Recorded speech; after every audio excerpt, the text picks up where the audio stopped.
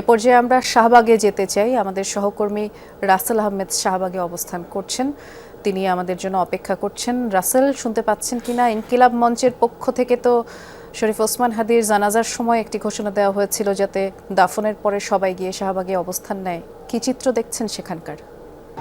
নিশ্চয়ই অনেক শব্দ শুনতে পাচ্ছেন, স্লোগান শুনতে পাচ্ছেন আসলে, এবং তারা সবাই হচ্ছে যারা সংসদের দক্ষিণ পাশে এবং নামাজে জানাজায় অংশ নিয়েছিল সেই সব মানুষ সবাই শাহবাগের উদ্দেশ্যে এসছেন এবং তাদের একটি অংশ ঢাকা বিশ্ববিদ্যালয়ের দিকে গেছেন এবং আর একটি বড় অংশ হচ্ছে শাহবাগে এসে জড়ো হয়েছেন বা হচ্ছেন এখন পর্যন্ত আসলে। কারণ আমরা যখন আসলে ফিরছিলাম সেই নামাজে জানাজা থেকে, সেখানে অনেক মানুষের যারা নামাজে জানাজা অংশ নিয়েছেন সেই সব মানুষ যখন সড়কে এসে জড়ো হয়েছেন তাহলে অনেক লম্বা ভিড়, এবং সেই ভিড় ঠেলেই মানুষ একে একে শাহবাগের দিকে আসছেন।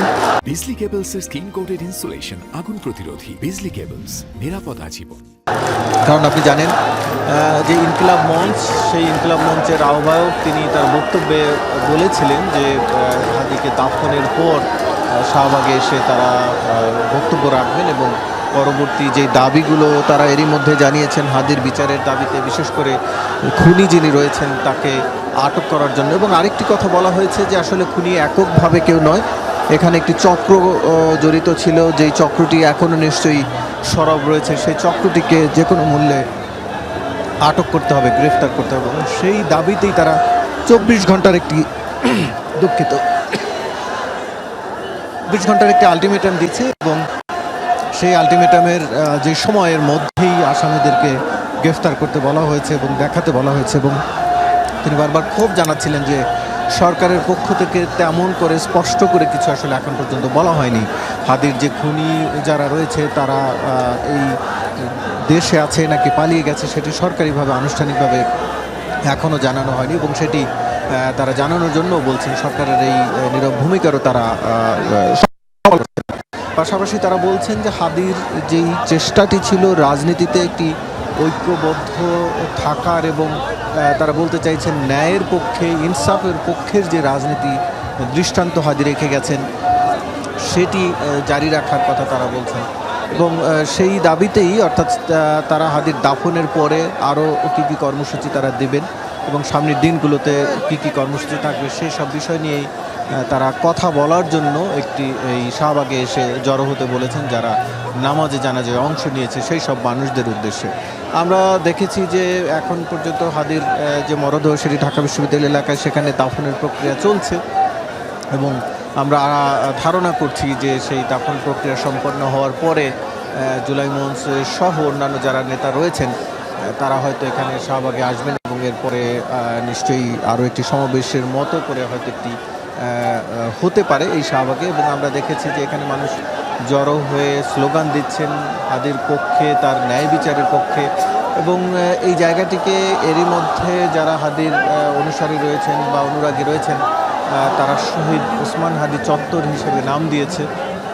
এবং আপনি জানেন যে এখানে তারা বেশ কয়েকটি ব্যানারও টানিয়েছে ওসমান হাদির চত্বরের যে নাম সহ, নাম হাদির যে ব্যানার সহ। এছাড়া যেটি বলছিলাম আসলে যারা জানাজায় অংশ নিয়েছেন লাখ মানুষ ঠাঁই ছিল না সংসদ এলাকা সহ আশপাশের কোন এলাকা, এবং সেখানে বিভিন্ন জায়গা থেকে মানুষ এসে জড়ো হয়েছিলেন, সেই মানুষগুলোই শাহবাগে আসছে। আমি বলেছিলাম সাথে, যেমন একজন টঙ্গী থেকে আসছেন, একজন না আসলে আরো অনেকেই এসছেন টঙ্গী থেকে। তারা বলতে চাইছেন, আমি অনেকে কাঁদতে দেখেছি আসলে জানা যায় দাঁড়িয়ে পেছনের দিকে যখন হাদির পরিবারের সদস্যরা কথা বলছিলেন, বিশেষ করে তার অবদানের কথা, জুলাই আন্দোলনে তার অবদান এবং এর পরবর্তী সময়ে হাদি যে রাজনীতিতে অংশগ্রহণ সহ নির্বাচনে অংশ নেওয়ার যে পথে তিনি আগাচ্ছিলেন, তার সেই